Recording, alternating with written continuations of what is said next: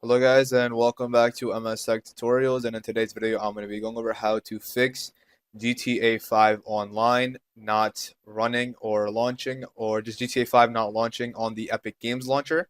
And let's get straight into the video.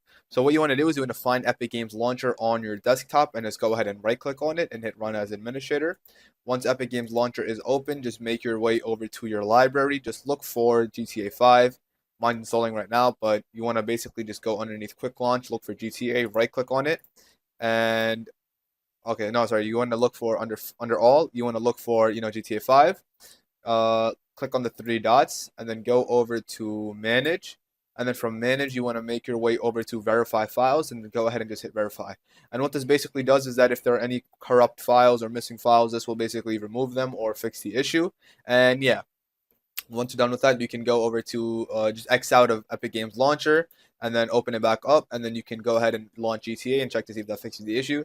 Another method you guys can do is simply just restart your PC and or restart your Wi-Fi router. And once you do all of these steps, you guys should be good to go, and that is it. So thank you guys for watching. Make sure to give the video a thumbs up, subscribe to the channel, and have a great day.